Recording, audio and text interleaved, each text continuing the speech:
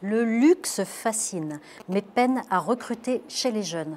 Problème d'image et d'information, pense le comité Colbert. Il regroupe 75 maisons de luxe françaises. Pour y remédier, une journée découverte était organisée au Musée des Arts Décoratifs. Après une visite guidée de l'exposition Van Cleef & Arpels, des élèves de 3e ont pu dialoguer avec des apprentis en joaillerie de l'école Boulle. Je voulais faire un métier qui me passionnait. Je me suis intéressée à l'école Boulle et j'ai découvert qu'on pouvait apprendre le métier de joaillier que je ne connaissais pas du tout parce que je viens d'une famille qui n'est pas du tout dans le métier. Vous pouvez rentrer après la 3e, il y a 30 places. On passe un concours.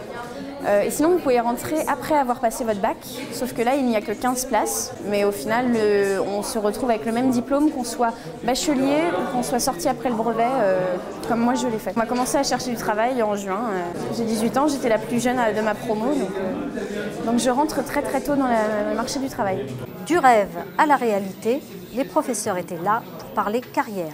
Il faut au minimum 5-8 ans pour être assez autonome, une dizaine d'années pour être pas mal autonome et voire 15-20 ans pour vraiment savoir quand on voit un dessin comment on procède pour la fabrication, quel coût ça peut avoir et comment on fait de A à Z le travail.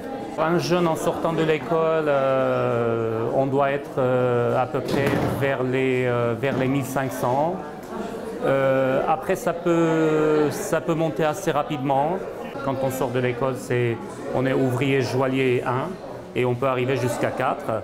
Et un OJ4, c'est vers les 4-5 000 euros de salaire. Pour sensibiliser les collégiens au métier d'art de la main, le comité Colbert et le rectorat de Paris ont renouvelé une convention. Nous avons du mal à recruter des jeunes Français, alors que ces jeunes Français qui ont choisi ces voies-là, notamment en CAP, à titre d'exemple pour la joaillerie, le taux d'insertion professionnelle est de l'ordre de 87%. Je pense que le problème réside davantage du fait du manque d'information des jeunes sur ces métiers et surtout sur le fait que les parents sont parfois réticents à orienter vers ces métiers. Ces métiers sont dévalorisés dans la société française et c'est là aujourd'hui notre problème et ce à quoi nous essayons de nous attaquer au comité Colbert. Le luxe, c'est plus de 170 000 emplois en France. Les recrutements ont progressé de 10% entre 2006 et 2011. Le secteur affiche des taux d'emploi records à l'issue des formations.